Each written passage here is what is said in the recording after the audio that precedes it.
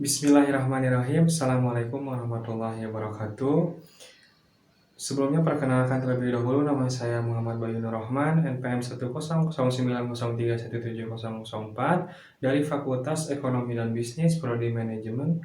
Di sini saya akan mempresentasikan hasil dari jurnal saya yang berjudul Analisis Tingkat Kesehatan Bank menggunakan metode RGEC, Risk Profile, Good Corporate Governance, Earnings, dan Kapital pada Bank Umum BUMN periode 2018 sampai dengan 2020. Baik, selanjutnya di sini saya pertama-tama akan menjelaskan mengenai latar belakang masalah. Dalam rangka mewujudkan perkembangan ekonomi suatu negara, perbankan ini merupakan salah satu sektor bisnis yang paling berperan aktif dalam membangun ekonomi suatu negara. Perbankan ini adalah sebuah lembaga yang berperan sebagai intermediasi atau penghubung antara pihak yang sedang memiliki kelebihan dana dengan pihak yang sedang memiliki kekurangan dana. Sehingga dengan adanya perbankan ini secara tidak langsung dapat mempercepat perputaran uang di dalam masyarakat. Nah, dalam menjalankan kegiatan operasionalnya agar tetap berjalan dengan lancar, unsur kepercayaan merupakan salah satu aspek yang amat penting bagi dunia perbankan. Nah, salah satu hal yang dapat membuat masyarakat memiliki kepercayaan terhadap suatu bank adalah dengan melihat tingkat kesehatan dari bank itu sendiri.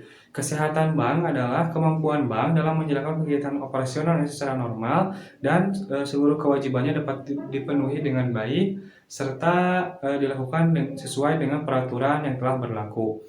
Nah, Otoritas Jasa Keuangan selaku lembaga yang berwenang sebagai pengawas industri perbankan telah membuat peraturan mengenai tingkat kesehatan bank, yang mana diatur dalam POJK nomor 4 garis miring POJK titik 03 garis miring 2016, yang mana indikator dari penilaian tingkat kesehatan bank terdiri dari risk profile, good corporate governance, earnings, dan kapital.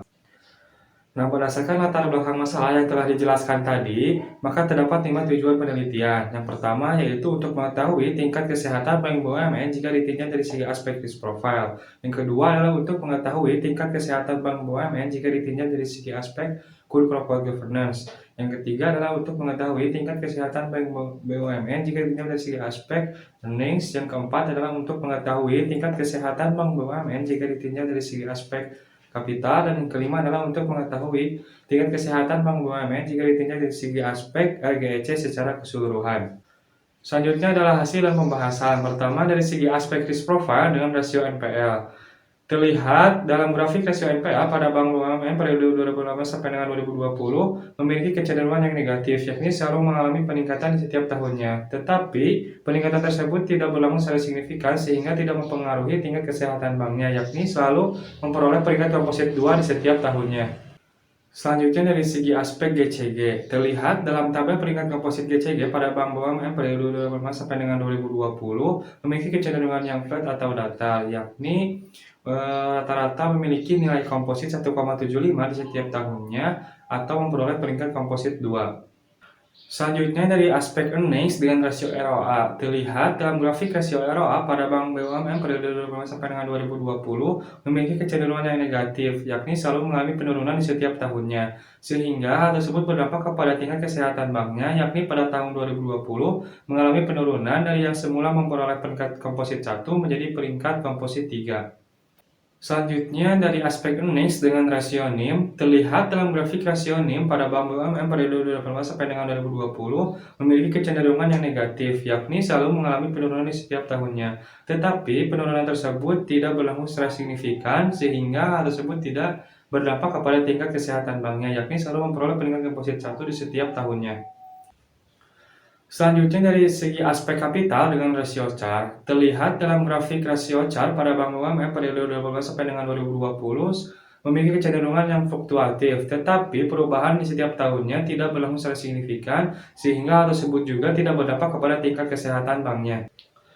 Selanjutnya dari aspek RGEC secara keseluruhan, terlihat dalam tabel tingkat kesehatan Bank BUMN pada 2018 sampai dengan 2020 memiliki kecenderungan yang negatif, yakni nilai kompositnya selalu mengalami penurunan di setiap tahunnya.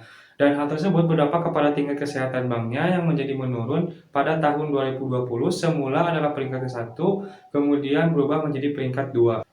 Selanjutnya adalah kesimpulan. Yang pertama, tingkat kesehatan bank BUMN periode sampai dengan 2020 jika ditinjau dari segi aspek risk profile dengan rasio NPL selalu memperoleh peringkat komposit 2 di setiap tahunnya. Kemudian yang kedua, dari aspek GCG juga selalu memperoleh peringkat komposit 2 di setiap tahunnya. Yang ketiga, dari aspek earnings dengan rasio ROA memiliki kecenderungan yang negatif, yakni terjadi penurunan pada tahun 2020 dari yang semula peringkat komposit 1 menjadi peringkat komposit 3. Sedangkan dari rasio NIM selalu memperoleh peringkat komposit 1 di setiap tahunnya. Dan dari segi aspek kapital dengan rasio CAR juga selalu memperoleh peringkat komposit 1 di setiap tahunnya. Dan dari segi aspek RGC secara keseluruhan memiliki kecenderungan yang negatif, yakni pada tahun 2020 mengalami penurunan dari yang semula peringkat komposit 1 menjadi peringkat komposit 2. Terima kasih, sekian presentasi dari saya. Assalamualaikum warahmatullahi wabarakatuh.